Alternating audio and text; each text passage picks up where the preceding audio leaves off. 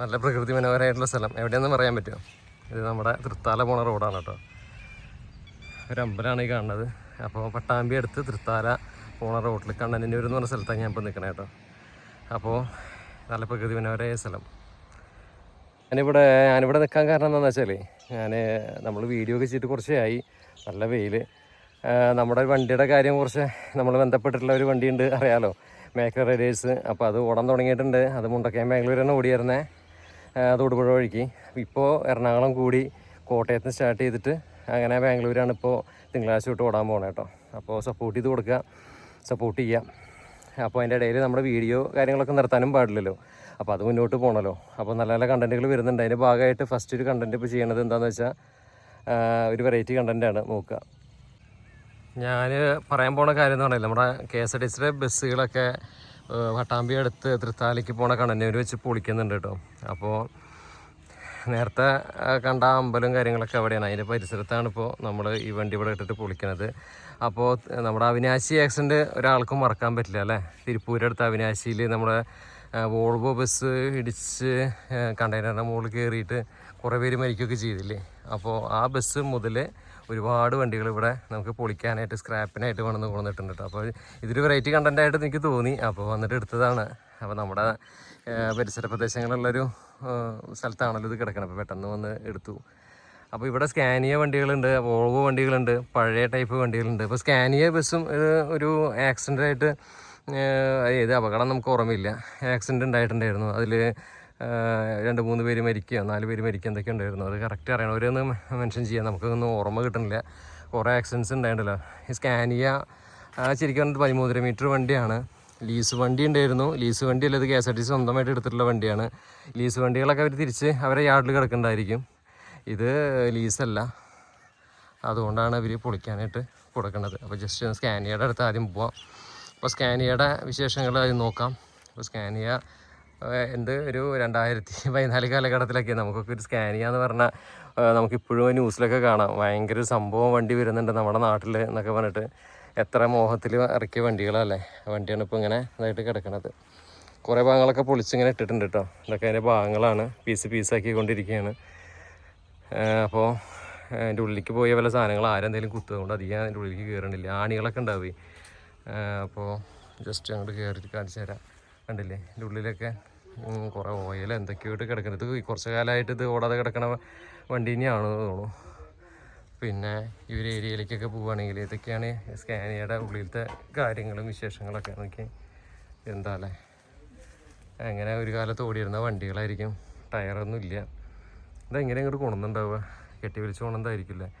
അപ്പോൾ ഇവിടെയൊക്കെ കണ്ടില്ല, ഇതൊക്കെ ഈ സൈഡൊക്കെ പൊളിച്ച് അവരെടുത്തിട്ടുണ്ട് കേട്ടോ. കംപ്ലീറ്റായിട്ട് ഈ സൈഡൊക്കെ പൊളിച്ച് ഒരു ഭാഗവും ഇല്ലാതെ ക്ലീനാക്കി എടുത്തിട്ടുണ്ട്.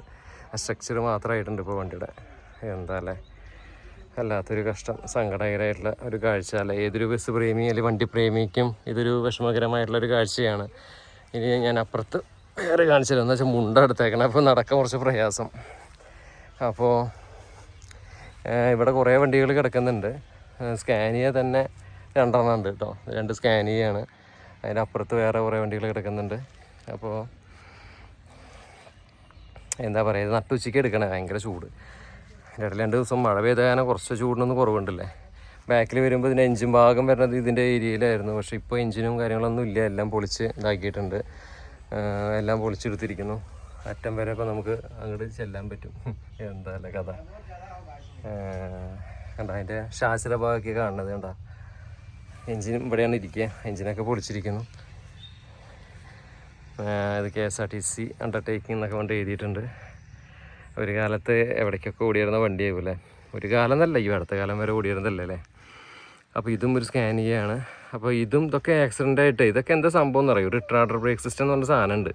ഈ പല ആൾക്കാരും ഈ കാലിൻ്റെ മുകള ചവിട്ടുക, ഇത് കയ്യിൻ്റെ മുകള ബ്രേക്ക് ഇട്ടിട്ട് RPM കുറച്ചിട്ട് എന്നിട്ട് വേണം ഈ സാധനം ബ്രേക്ക് കാലുമേ പെടലിൽ ചവിട്ടാനായിട്ട്. ഇത് പലരും ഇത് ചെയ്യില്ല. ഇതിനൊക്കെ സ്വീഡൻ, വോൾവോ ആണെങ്കിൽ സ്വീഡൻ, സ്കാനിയ ആണെങ്കിൽ സ്വീഡൻ, എല്ലാം സ്വീഡനാണ്. മെഴ്സിഡസ് ബെൻസ് മാത്രമാണ് ജർമ്മൻ വണ്ടിയുള്ളൂ. അപ്പോൾ ഈ ജർമ്മൻ ടെക്നോളജി, സ്വീഡൻ ടെക്നോളജി വണ്ടികളൊക്കെ അതനുസരിച്ചിട്ട് അവർക്ക് ആ ടെക്നോളജി രീതിയിൽ അതിനാണ് ഇത് ട്രെയിനിങ് എന്ന് പറഞ്ഞ സാധനം കൊടുക്കണത്. വോൾവോ ആണെങ്കിലും അതുപോലെ സ്കാനിങ് ആണെങ്കിൽ ട്രെയിനിങ് ഉണ്ട്. ആ ട്രെയിനിങ് ഉണ്ടെങ്കിലാണ് ഇതൊക്കെ ശരിക്കും ഓടിക്കാൻ പറ്റുള്ളൂ. അതൊന്നും ഇല്ലാതെ റിട്രാഡറൊന്നും ശരിക്കും വർക്ക് ചെയ്യിക്കാതെ അല്ലെങ്കിൽ ചവിട്ടാതെ അല്ലെങ്കിൽ ബ്രേക്ക് അത് ഡയറക്റ്റായിട്ട് അപ്ലൈ ചെയ്യുമ്പോൾ സംഭവിക്കുന്നതാണ്. അങ്ങനെ ബ്രേക്ക് കാലുമേ ചവിട്ടിയാൽ പെട്ടെന്ന് നിൽക്കില്ല ഈ വണ്ടി. അപ്പോൾ അതിനാണ് ട്രെയിനിങ് പോകണമെന്ന് പറഞ്ഞാൽ കുറേ കാര്യങ്ങൾ റിട്രാഡർ അതിലൊരു ഭാഗമാണ്. റിട്രാഡർ ഇട്ടിട്ട് വേണം നമ്മൾ RPM കുറച്ച് വന്നിട്ട് വേണം ബ്രേക്ക് കാലുമേ അപ്ലൈ ചെയ്യാൻ. അതില്ലാതെ ഈ സാധനം ചവിട്ടിയാൽ നിൽക്കില്ല, നേരെ പോവും. ഫ്രണ്ട് ഒമിനി വേണ്ട എന്ത് ചെയ്യാം, ഒന്നുമില്ലല്ലോ, പോയി ഇടിച്ചാൽ ഫ്രണ്ട് ഡ്രൈവറും ഇതൊക്കെ. ഞാനൊരു തവണ ശബരിമല പോയി വരുമ്പോൾ ഞങ്ങളൊരു വണ്ടി കടന്നു പോയി. അത് ഒരു പ്രശസ്തമായിട്ടുള്ളൊരു വണ്ടിയാണ്, പേര് പറയുന്നില്ല. നോക്കുമ്പോൾ ഡ്രൈവർ തൂങ്ങി നിൽക്കുക 2 പീസായിട്ട്.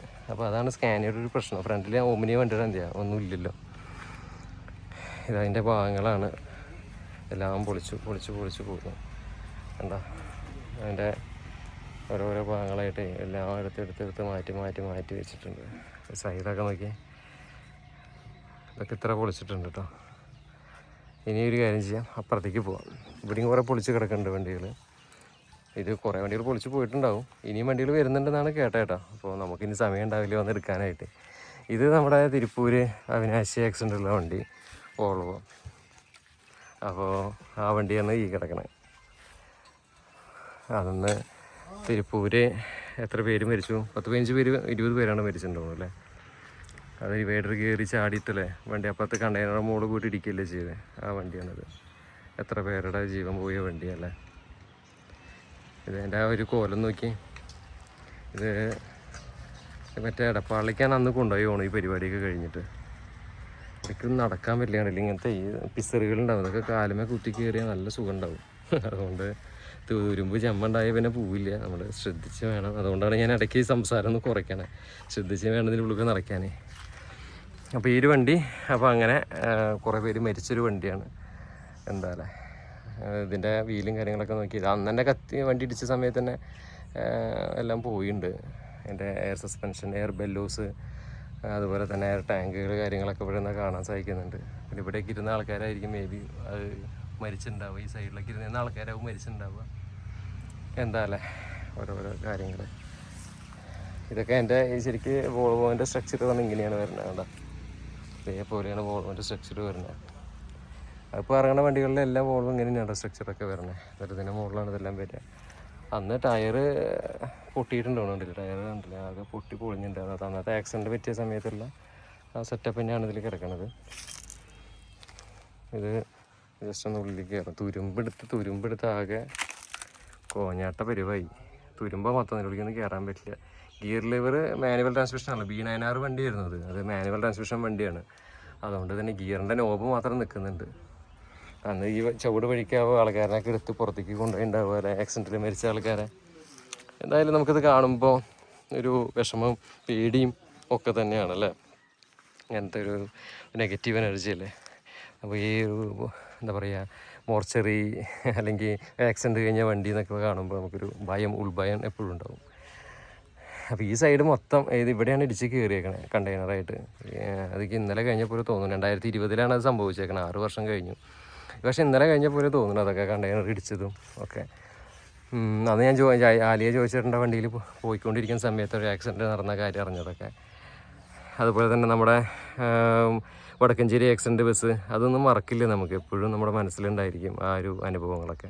അന്ന് ഞാൻ പോയിട്ടുണ്ട്, പക്ഷെ അന്ന് വീഡിയോ എടുത്തില്ല. അതൊക്കെ ഒരു എത്തിക്സ് ഇല്ലാത്ത പരിപാടിയായി തോന്നി. അതുകൊണ്ടാണ് ഞാൻ അന്ന് വടക്കഞ്ചേരി ആക്സിഡൻറ്റ് വീഡിയോ ഒന്നും ഞാൻ എടുക്കാതിരുന്നത്.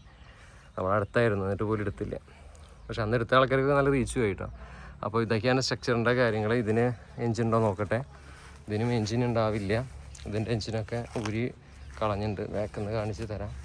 ഇതൊരു നല്ല ഇഷ്ടം പോലെ പ്രകൃതി മനോഹരമായ സ്ഥലമാണ്.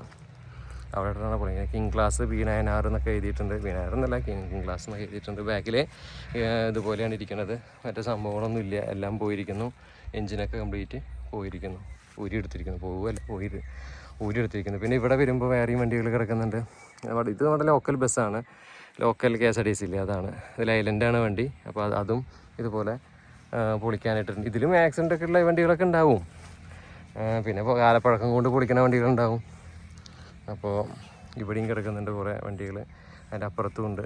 അത് ഞാൻ അപ്പുറത്തുനിന്ന് കാട്ടിത്തരാൻ നല്ലത്. ഞാൻ നടക്കാനായിട്ട് ഇതുപോലെയുള്ള കുറ്റികളാണ് നടക്കാൻ എളുപ്പമല്ല. എന്താ അല്ലേ. അപ്പോൾ ഒരു വണ്ടിയുടെ ഇങ്ങനത്തെ ഒരു ന്യൂസൊക്കെ നിങ്ങൾ കണ്ടിട്ടുണ്ടാവുമല്ലോ. അപ്പോൾ അപ്പോൾ ഇതൊക്കെയാണ് കാഴ്ചകൾ. അപ്പോൾ ഇവിടെ ലോക്കലായിട്ടുള്ള വണ്ടികൾ അവിടെ കിടക്കുന്നുണ്ട്, നമുക്കതും കാണാൻ സാധിക്കും. അപ്പോൾ വല്ലാത്തൊരു ഹൃദയഭേദകമായ കാഴ്ചകളും കാര്യങ്ങളൊക്കെയാണ് ഇതിൽ നമുക്ക് കാണാൻ സാധിക്കുന്നത്. അപ്പോൾ ജസ്റ്റ് നമുക്ക് ഫ്രണ്ടിലേക്ക് ഒന്ന് നടക്കാം. അപ്പോൾ ഇതൊക്കെ അതേപോലെ തന്നെ പൊളിച്ച് ആയിട്ട് കിടക്കുകയാണ്. പൊളിച്ച് ഒരുവിധം പൊളി കഴിഞ്ഞേക്കണം. ഇതൊക്കെ കുറച്ച് പഴക്കം അത്യാവശ്യമുള്ള വണ്ടിയാണ്. വോൾവോ സ്കാനിയ എന്നൊക്കെ അധികം പഴക്കമില്ലാത്തതാണ്, പക്ഷേ ഇടി കാരണം കാര്യങ്ങളൊക്കെയാണ്. ഇതൊക്കെ അത്യാവശ്യം പഴക്കമുള്ള വണ്ടിയാണ്. കണ്ടില്ലേ ഇൻറ്റീരിയറൊക്കെ കണ്ട സ്കെൽട്ടൻ എന്നൊക്കെ പറയില്ല, അങ്ങനെ സ്റ്റിയറിംഗ് ഒന്നും ഇല്ല മൂപ്പർക്ക്. അങ്ങനെ പൊളിച്ചൊരു ഭാഗത്തേക്ക് എല്ലാം കൂട്ടിയിട്ടുണ്ട്. പൊളിച്ച് ഇനി ഇതെടുത്ത് കൊണ്ടുപോകും. ഉണ്ടോ, ഇവിടെയുണ്ട് വണ്ടി. ഇതും നേരത്തെ കാണിച്ച പോലെ തന്നെ സ്കെൽട്ടൻ മാത്രമാക്കി. ഇത് സ്കാനിയ നേരത്തെ പറഞ്ഞ വണ്ടി, അതും അത്യാവശ്യം പൊളിച്ച് വരുന്നു. ഇപ്പോൾ 2 ദിവസം കഴിഞ്ഞാൽ ഇത്രയും ഉണ്ടാവില്ല, എല്ലാം പൊളിച്ച് ഈ വണ്ടി കിടക്കണ പോലെ പൊളിച്ച് ഒന്നുമില്ലാത്ത ലെവലിലേക്ക് എത്തിക്കും. എന്താ അല്ലേ, എഞ്ചിനുകളൊന്നുമില്ല. അതിൻ്റെ മെക്കാനിക്കൽ ഭാഗങ്ങളെല്ലാം എടുത്ത് കളഞ്ഞ് പക്ഷേ അതിൻ്റെ സ്ട്രക്ചർ മാത്രമായിട്ടാണ് ഇപ്പോൾ കിട്ടേക്കുന്നത്. ഇതൊക്കെ ലോക്കൽ വണ്ടിയാണ്. അതേപോലെ ഗ്യാസേ കട്ട് ചെയ്യാനുള്ള സംഭവങ്ങളൊക്കെ കൊണ്ടുവന്നേക്കാണ്. ഈ വോൾവോൻ്റെ സ്ഥിതി കാണുമ്പോഴാണ് കൂടുതൽ വിഷമകരമായിട്ടുള്ളത്. വോൾവോ കംപ്ലീറ്റ് പോയിരിക്കുന്നു, ഒരു സൈഡ് മൊത്തം. ഇത് വണ്ടി പൊളിക്കാനൊന്നുമില്ല. ഇത് ഭാരതപ്പുഴയുടെ തീരത്താണ് ഈ വണ്ടി ഇട്ടേക്കണേ കേട്ടോ. അവിടെ അകലെ ഒരു അമ്പലവും കാര്യങ്ങളൊക്കെ ഉണ്ട്. നല്ല അടിപൊളി സ്ഥലമാണ്, നല്ല സ്ഥലത്ത് തന്നെ അവർ ഇട്ടേക്കണേ. ഇത് സീറ്റ് കാര്യങ്ങളൊക്കെ അവർ പൊളിച്ചിട്ട് കൊണ്ടുവന്നിട്ടേക്കാണ്. നമ്മൾ വെടിക്കെട്ട് വരയിലൊക്കെ പോകുമ്പോൾ ഉണ്ടാവണ പോലെ അവിടെയും കുറേ സീറ്റുകൾ, അതിൻ്റെ ഐറ്റംസൊക്കെ എന്തൊക്കെയോ അവിടെ കിടക്കുന്നുണ്ട്. നല്ല ചൂടായ കാരണം ഞാൻ അങ്ങോട്ടൊന്നും പോകണില്ല. അപ്പോൾ ഓരോ ഭാഗങ്ങളിങ്ങനെ പൊളിച്ചിട്ടിരിക്കുകയാണ്. അപ്പോൾ സ്ക്രാപ്പ് യാർഡാണിത്. അപ്പോൾ ഇവിടെ ഇട്ടിട്ടാണ് എല്ലാം സ്ക്രാപ്പ് ചെയ്യണത്. എന്തായാലും ഇതൊക്കെയാണ് ഇവിടുത്തെ വിശേഷങ്ങൾ. അപ്പോൾ ആർക്കെങ്കിലും ഇപ്പോൾ പെട്ടെന്ന് വന്ന് ഇനി വണ്ടികൾ വരുന്നവർ പറഞ്ഞത്, കുറച്ചുകൂടി വണ്ടികൾ വരാണ്ടെന്നൊക്കെയാണ് പറഞ്ഞത്. അപ്പോൾ ആർക്കെങ്കിലും വന്നിട്ട് കാണണമെന്നുണ്ടെങ്കിൽ പെട്ടെന്ന് വന്ന് കണ്ടോ. നല്ലൊരു അടിപൊളി വൈബായിട്ടുള്ളൊരു സ്ഥലമാണ്, പട്ടാമ്പി അടുത്താണ്. അപ്പോൾ ഇനി എന്തായാലും പൊളിച്ച് ഇനി വണ്ടികൾ ഇപ്പോൾ വരും. അപ്പോൾ വണ്ടികൾ വന്നാൽ ഇനി വണ്ടികൾ ചിലപ്പോൾ കാണാൻ പറ്റും. എന്തായാലും ഇതൊക്കെയാണ് കാഴ്ചകളും കാര്യങ്ങളൊക്കെ. ജസ്റ്റ് ഫ്രണ്ടിൽ കൂടിയും കാട്ടിത്തരാം. ഇതിനും സ്റ്റീറിങ് കാര്യങ്ങളൊന്നും ഇല്ല കേട്ടോ, എല്ലാം പോയിരിക്കുന്നു. സ്റ്റീറിങ്ങൊന്നും കാണാനില്ല. എന്താ സ്കാനിയ നല്ലൊരു മെഷീൻ തന്നെയാണ് സത്യം പറഞ്ഞാൽ. അതുകൂടെ കൊണ്ടുനടക്കാൻ അറിയാത്ത ആൾക്കാരായ കാരണമാണത്. ശരിക്കും അത് അതിൻ്റെ രീതിയിൽ കൊണ്ടുനടക്കണം. നമ്മൾ മറ്റുള്ള ലൈലൻഡിൽ നിന്ന് ഓടിക്കണ പോലെ അത് കൊണ്ടുനടക്കാൻ പറ്റില്ല. അത് അതിൻ്റേതായ രീതിയുണ്ട്. ഓരോ വണ്ടിക്ക് ഓരോ രീതി ഉണ്ടല്ലോ ഓടിക്കാൻ. ഇവിടെ വേറൊരാൾ കിടക്കുന്നുണ്ട്. ഇതും ഫ്രണ്ടൊക്കെ ഇത് ഓൾറെഡി ഇത് കിടന്ന് നശിച്ചിട്ടുണ്ടാവും പലയിടത്തും. അത് കഴിഞ്ഞിട്ട് ഇപ്പോൾ ഇങ്ങനെ കൊണ്ടുവരുമ്പോൾ ഈ കോലത്തിലാവും. പിന്നെ ഇവർക്ക് പൊളിക്കാനായിട്ട് അധികമൊന്നും ഉണ്ടാവില്ല. ഒരുവിധം വണ്ടികളൊക്കെ ഇതുപോലെ ആക്സിഡൻറ്റ് കഴിഞ്ഞ വണ്ടികൾ തന്നെയായിരിക്കും. ഈ ഡോറ് കാര്യങ്ങളൊക്കെ ഉണ്ട് കേട്ടോ. എല്ലാ ആൾക്കാർക്കും ഇവർ കൊടുക്കുകയാവോ, ആവശ്യമുണ്ടെങ്കിൽ ഡോറൊക്കെ കിട്ടും. യാർഡിലപ്പോൾ ഇത്രയാണ്. ഒരു മറ കെട്ടിയിട്ട് അപ്പുറത്ത് റോഡ് പോകുന്നുണ്ട്, ഒരു മറ കെട്ടിയിട്ടുണ്ട് ബുദ്ധിമുട്ടില്ലായിരിക്കാൻ വേണ്ടിയിട്ട്. അപ്പോൾ സ്കാനിയ ഒരുവിധം സെറ്റായിട്ടുണ്ട്.